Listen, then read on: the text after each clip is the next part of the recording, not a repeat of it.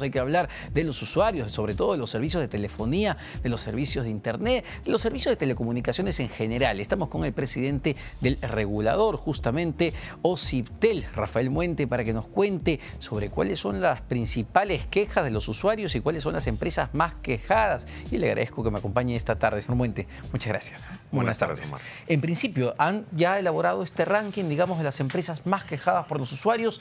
¿Cómo está posicionada, digamos, las empresas en este ranking?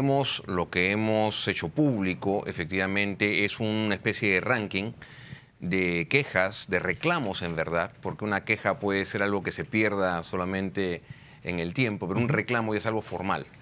Y es algo que podemos nosotros verificar que existe, porque el reclamo se presenta entre la empresa operadora y eso sí queda registrado para nosotros.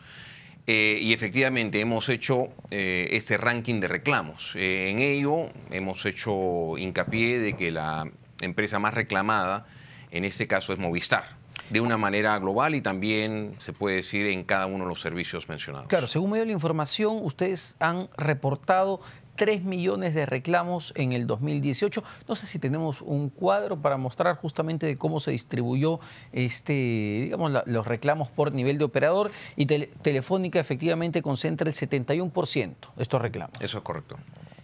¿Cómo viene la torta, digamos, luego? Bueno, la torta en general incorpora a Telefónica con este 71% de los reclamos totales, de ahí viene Claro con el 19%, Entel con 6%, Vitel con 2%, otras empresas con 2%. ¿Y esto qué nos dice? Porque, claro, uno puede pensar que el servicio quizá de Telefónica, ahí está justamente el cuadro, con la torta, cómo se reparte, pero ¿tiene que ver con que Telefónica tiene mayor participación de mercado, digamos, el número de quejas o no? Esto también hay que correlacionarlo con la participación de mercado en cada uno de los 4 servicios que nosotros supervisamos.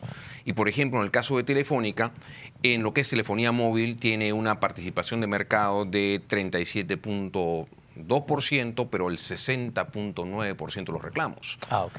Bueno, ¿okay? Hay un trabajo que hacer, de todas maneras, de parte de la empresa. Eso es lo que queremos resaltar, porque finalmente lo que todos queremos, no solamente el usuario, sino el regulador en este caso, es que mejore el servicio. Porque las empresas son concesionarias del Estado, ¿no? O sea, es el Estado a través de las empresas que presta el servicio público. Ahora, ¿cuáles son los rubros más reclamados por los usuarios, ¿no? ¿Qué servicios son los más reclamados? Dentro de una torta que está cortada, digamos, en muchos pedazos pequeños, hay 2 aspectos que resaltan. Uno es la facturación, que además puede ser por distintos factores. Por ejemplo, yo puedo reclamar porque en mi recibo me vino un concepto que no estaba en mi plan, lo cual es efectivamente un reclamo por facturación, pero también podría ser de que, por ejemplo, me cobraron por un corte de servicio que yo no esperaba que fuera de ese monto cuando dejé de pagar. Entonces todo eso está en el rubro de facturación, que es un rubro sin duda bastante importante porque es el 60% de los reclamos, y de ahí viene el concepto de calidad, ¿no? La calidad de servicio es también un tema muy importante.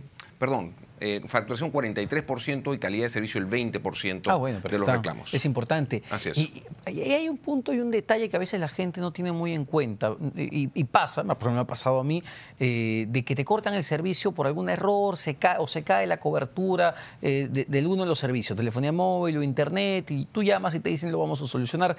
Probablemente se soluciona al día siguiente.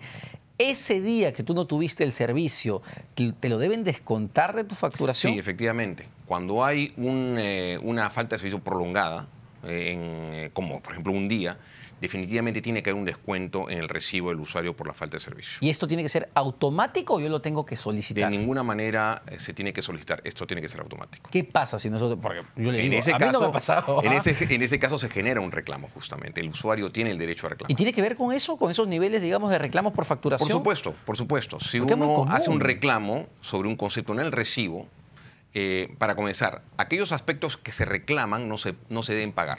Si yo reclamo por el recibo en un rubro, por ejemplo, llamadas de larga distancia, que yo no hice, reclamo y no pago todo el concepto por el cual estoy reclamando. Y así, en función cuál fuera el reclamo, se deja de pagar el concepto que se está reclamando. Ahora, otro tema interesante que está muy vinculado al tema de reclamos tiene que ver cómo se está estructurando o reestructurando el mercado, ¿no? Cómo algunas otras operadoras van ganando participación y otras van perdiendo. Y justamente tiene que ver con el servicio que están brindando también, no solamente precios. Así es. Y por eso creemos que en la lógica que sigue el OCIPTEL de empoderar al usuario, en otras palabras, que sea el propio usuario el que eventualmente premie o castiga a un operador con el servicio que le da, es que existe también, se podría establecer una correlación entre el nivel de reclamos y la evolución de participación de mercado de las empresas. Por ejemplo, si tomamos a Movistar, ¿no? Que es el tema que llama la atención.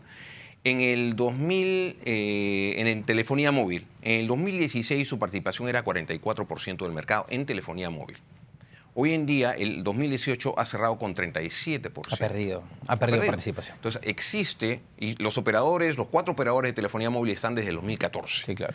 Entonces, se podría, y esto es un condicional, pero se podría correlacionar justamente los problemas de servicio que tendría Movistar con su participación de mercado. Otro tema antes de terminar tiene que ver con el bloqueo de celulares que estuvo en debate en los últimos días, en el último fin de semana, y ha habido, digamos, una controversia con el Ministerio del Interior de quién dependía o no la suspensión de este bloqueo de celulares robados. ¿Cuál es la posición de OCIPTEL que me parece ya la han marcado? Ha quedado bien claro, ¿no? Porque lo hemos documentado claramente ante los medios.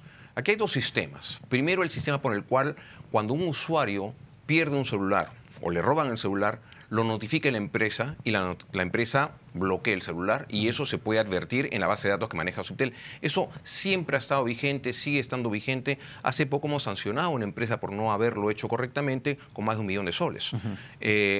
Otro es el caso de que cuando le roban el celular, el delincuente va y lo lleva a que le cambien el email, el famoso código lógico que tienen los celulares para de ahí poderlo volver a reactivar a cualquier persona que lo compre.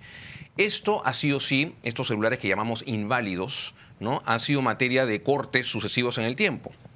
Sin embargo, quien maneja y quien decide cuándo son los cortes y cómo son los cortes es el Ministerio del Interior. No el OCIPTEL. No el OCIPTEL. El OCIPTEL lo que hace es interactuar con las empresas para dar las instrucciones de que se va a llevar adelante un corte y el corte tiene que ser de tal magnitud. ¿Y por qué se suspendió? Lo que estuvimos conversando ahí, sí hubo una interacción fluida entre el Ministerio del Interior y el OCIPTEL, es que el Ministerio consideraba que tenía que hacerse cambios al reglamento de la ley, del decreto legislativo 1338, que es aquel que regula todo esto. Entonces, el Ministerio nos dijo, mira, mientras se realicen estos cambios de reglamento, vamos a suspender los bloqueos. Y así se ha hecho. El reglamento está listo ya hace más de un mes. Y justamente a raíz de eso, hace ya varios días, enviamos una carta al Ministerio mostrando nuestra preocupación por la demora de la emisión del reglamento y, por lo tanto, nuestro interés en reactivar los bloqueos porque sabemos que está vinculado con la actividad de delincuencia. Claro, por ejemplo, ustedes, no sé si tienen la cifra de cuántos celulares pendientes de ser bloqueados están en este momento, ¿no? La última lectura que tuvimos era más de 5 millones de celulares que estaban en situación de inválidos y por lo tanto que tendrían que pasar un bloqueo. Ahora esto va aumentando mes a mes, por supuesto, porque también las cifras que manejamos que se roban aproximadamente 6.000 celulares al día en el Perú.